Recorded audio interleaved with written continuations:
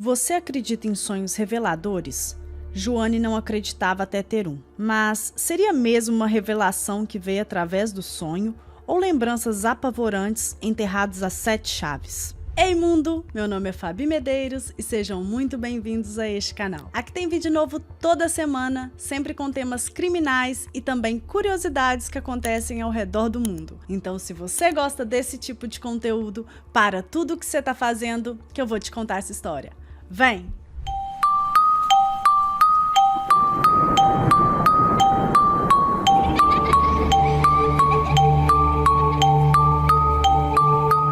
Bom, antes de começar esse caso, eu gostaria de deixar aviso de gatilho, porque vão ter algumas descrições um pouco pesadas para quem é sensível a esse tipo de conteúdo. Então, humildemente, eu recomendo que você assista um outro vídeo aqui do canal, tem vários outros vídeos. Esse aqui, apesar de ser um pouco pesadinho, a história é muito boa, mas eu entendo se for muito forte para você. Bom, o caso de hoje, gente, ele é assim sensacional porque foi uma história que aconteceu em 1974 e ela acabou sendo reaberta por conta do sonho de uma policial. Então, assim, foi muito verídico mesmo. Olhem só, em 1974, uma jovem, ela foi estrangulada e morta no Queens, em Nova York. E aí esse caso, ele teve uma repercussão na época, os policiais procuraram muito, eles se esmeraram muito para poder encontrar o culpado, porém nada foi descoberto na época, né, diante do que eles tinham ali para trabalhar, e o caso foi esfriando e acabou sendo arquivado. Bom, em meados de 2005, uma policial chamada Joanne Jeff, ela teve um sonho revelador. Nesse sonho, uma menina saía literalmente da cova e pedia ajuda para ela. A menina, obviamente, né, no sonho estava morta, mas um detalhe que chamou muita atenção de Joanne era que havia uma escova de cabelo introduzida na região íntima da menina. E esse detalhe, gente, é extremamente brutal. Então a Joanne acordou atordoada com aquilo e com a sensação de que ela precisava procurar, né, por esse crime. Bom, então ela começou a perguntar para as pessoas, né, que ela conhecia, se as pessoas se lembravam de algum crime que envolvia uma escova de cabelo. Mas ninguém se recordava. As pessoas realmente não tinham essa memória, tinha sido há muitos anos. Detalhe que a Joanne nessa hora não sabia que tinha ligação com esse crime de 74. Ela só sabia que tinha acontecido um crime com uma menina e com uma escova de cabelo. Bom, ela começou a procurar por isso, mas ninguém tinha informação nenhuma. Ela comentou com uma amiga dela até que achava que estava tendo devaneio, sabe? Que aquilo ali, na verdade, devia ter sido um sonho bobo. Ia deixar aquilo pra lá. Mas a amiga dela falou que não, que dificilmente um detalhe tão específico assim teria aparecido no sonho para ela. Que aquilo ali realmente queria dizer alguma coisa, então que era para que ela não parasse de procurar. A Joanne até tentou deixar isso para lá, mas vira e mexe, aquilo vinha na cabeça dela, então ela resolveu que ia atrás disso. Até que um dia, então, a Joanne recebeu uma mensagem de uma amiga dizendo que um juiz aposentado ele se lembrava vagamente do caso. Então, ela entrou em contato com esse juiz. Com a ajuda do juiz, a Joanne, então, conseguiu reaver a identidade da vítima. Ela era Leslie Zahé, uma garota de 17 anos de idade que foi encontrada morta no pátio de uma escola, né, caída no chão. Ela tinha sido violentada, né, abusada, e tinham deixado uma escova de cabelo introduzida na parte íntima dela. Então, assim, é uma cena muito bizarra, muito chocante mesmo. E após descobrir isso, a Joanne, então, ela falou que ia até o final, queria descobrir quem fez aquilo com a Leslie.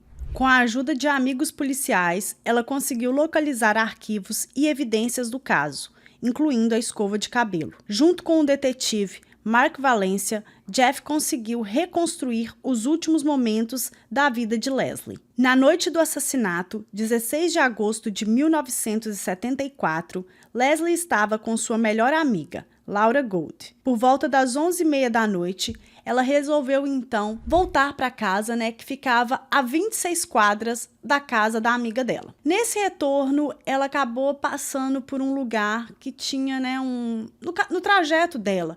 Parece, na verdade, que ela foi ver o namorado dela no trabalho dele. Chegando no trabalho dele, ele não estava, então ela continuou o caminho dela. No meio do caminho havia um trecho escuro, que margeava um cemitério e uma série de viadutos. Porém, Leslie nunca chegou em casa. Bom, os pais dela notificaram, o desaparecimento por volta de 5 horas da manhã e o corpo dela foi encontrado 3 horas depois em um bairro vizinho. A jovem estava de bruços, completamente nua.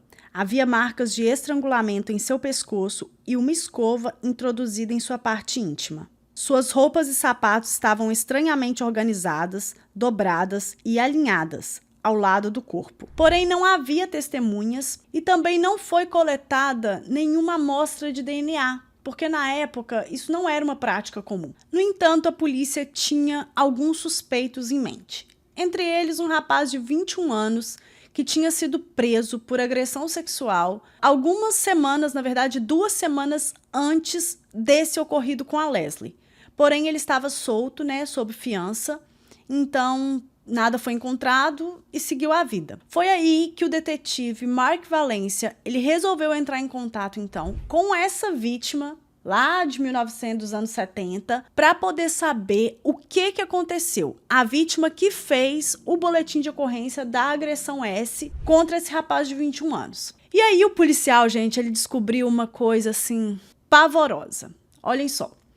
Essa moça, ela contou que em 1974, ela conheceu esse rapaz em uma boate em Nova York. Então, saindo dessa boate, os dois foram consumir substâncias ilícitas em um lugar mais afastado. Foi aí que o cara deu um soco nela e partiu para cima dela, tentando, então, abusar. Porém, ela ficou ali sem ter o que fazer, sem reação. Ela não era uma moça assim fraquinha, mas ele conseguiu virá-la de costas para poder ir então para o ato em si. Porém, gente, no exato momento ali, ele perdeu, como que eu vou falar aqui pro YouTube não cancelar esse vídeo? Ele perdeu o ânimo, digamos assim, sabe, gente? Quando um homem vai pra ação, ele precisa ter ânimo. Então, ele perdeu esse ânimo e aí, então, ele não tinha como praticar o ato. Nesse momento, ele pegou um pente dentro do carro, não sei de onde ele tirou esse pente, ela também diz não saber, e ele introduz esse pente na região anal dela. Então, assim, com esse fato, ele conseguiu se animar de novo e, então, abusar dela. Ela, gente, só conseguiu sair porque, como eu disse, ela não era tão fraquinha assim. Ela deu uma joelhada nele e, com isso, ela conseguiu sair do carro e se salvou. Bom, o testemunho dela foi de extrema importância porque tanto o detetive Mark Valencia como a Joanne, eles perceberam que tinha muita coisa em comum com o caso da Leslie. Porque a Leslie, ela não tinha sido atacada dentro da escola ou no pátio da escola. Detalhe, gente, só um adendo aqui. Essa escola, esse pátio onde a Leslie foi encontrada, foi na mesma escola que a Joanne também estudou quando era criança, porque aquilo ali aconteceu no bairro da Joanne. Ou seja, ela estava muito mais próxima do bandido, do criminoso, do que ela imaginava. Então, assim, aquilo ali não aconteceu na escola, mas ela frequentava aquela escola, ela brincava naquele pátio quando criança. Então era um caso que ela estava muito intrigada, ela queria muito solucionar, e ela e o detetive Mark Valencia estavam atrás de todas as pistas. Porém, essa jovem, quando ela foi atacada em 74, conseguiu fugir. No exame de corpo de delito, ela, envergonhada, acabou não mencionando a parte do pente. Bom, mas ao contar essa história, isso foi suficiente. Então, o detetive, Valencia e a Joanne, eles foram atrás de outras ex-namoradas desse suspeito, desse cara, então. E todas elas contaram que sim, que ele era muito agressivo, que ele era uma pessoa estranha mesmo. Só que mesmo assim não havia provas suficientes para poder incriminá-lo. Não existia um exame, não existia uma fotografia, não existia nada que pudesse ligá-lo, então, ao que aconteceu com a Leslie. Foi aí, então, que o detetive Mark, ele resolveu fazer uma abordagem direta com o suspeito. Eles foram, então, até a cidade onde o cara morava e pararam ele ali, parece que ele estava saindo de um supermercado, e literalmente o Valencia com um amigo dele pararam o cara na rua. e aí eles convenceram a levá-lo para uma delegacia próxima, né? No trajeto, enquanto estava no carro, ele falou que precisava ir embora, que não tinha mais tempo para poder ir na delegacia. Então, eles conseguiram, né, os detetives, conseguiram levá-lo até uma delegacia que estava bem próxima ali, porque a ideia, gente, era coletar algum DNA. Então, ao chegar na delegacia, eles começaram a fazer perguntas, né, ofereceram água para ele. Parece que ele ficou segurando esse copo de água, ele sacou, né, que eles queriam o DNA, então ele não soltava o copo d'água, ele ficava ali, mesmo com o copo vazio já, segurando o copo d'água, até que em determinado momento, acho que ele cansou daquilo, encheu o saco, soltou o copo e falou que queria ir embora para casa, que ele não queria ficar mais ali, que ele não tinha nada para fazer ali. Então, um policial chegou e falou, não, perfeitamente, então vamos acompanhar o senhor, e foi aí que o Valência conseguiu pegar o tal copo. De fato, gente, eles conseguiram o DNA do suspeito, mas eles não tinham mais o DNA da vítima, no caso, a Leslie, né, para poder unir ali e incriminá-lo. Foi aí, então, que eles tiveram a ideia de exumar o corpo. Era necessário isso, porque a gente sabe que muitas vezes, durante uma luta corporal, a vítima ela agarra no braço do agressor e ficam ali, né, resquícios de pele.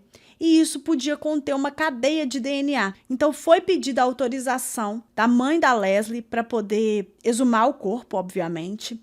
A família era judia e não concordava muito com essa prática, mas o Mark Valência, a Joanne, explicou que era extremamente importante, que eles realmente queriam solucionar o caso e que quem sabe ali poderia ter alguma prova realmente suficiente para incriminá-lo. Bom, com todos cuidados, com todos os, assim, parece que foi feito até assim dentro da religião judaica mesmo, os pré-requisitos, toda a burocracia, né, para se exumar um corpo, foi feito tudo com muito respeito. Então a Leslie foi exumada, mas infelizmente não continha nenhuma cadeia assim que pudesse ser feita o DNA. Tinha evidências, mas as evidências não eram suficientes para que então formasse uma cadeia de DNA e pudesse acusar no exame de quem pertencia àquele DNA. E com isso então, gente, eles voltaram à estaca zero. Não havia o que ser feito. Sem um DNA, sem um boletim de ocorrência, sem provas, né, fotos ou evidências maiores, ficava impossível incriminá-lo ou ligar esse suspeito ao crime que aconteceu com a Leslie em 1974. Era aquilo, né? Eles tinham certeza, praticamente certeza, que ele era o cara, mas não tinha evidência para poder incriminá-lo. Então foi uma sensação de frustração muito grande. Tanto o Mark como a Joanne, eles queriam muito ter solucionado esse caso. A família ficou com aquela esperança, né, depois da exumação, de que eles iriam encontrar quem fez aquilo com a filha deles. Foi realmente brutal. Mas, apesar de todos os esforços, eles não conseguiram ligar o cara ao crime da Leslie. Mesmo assim, a Joanne conseguiu, de alguma forma, ajudar, né, pelo menos a chegar mais próximo, ou de fato, assim, eles sabem, mas não conseguem incriminar, mas tem ali uma posição através do sonho dela. Muitos dizem que, na verdade, isso não foi apenas um sonho. Porque o que acontece? Quando a Joanne ela era novinha, né, ela tinha ali 12 anos, ela lembra que aconteceu um crime ali nas redondezas da casa dela. Porque, como eu mencionei a vocês, foi ali no bairro dela. O corpo foi encontrado na escola que ela estudava.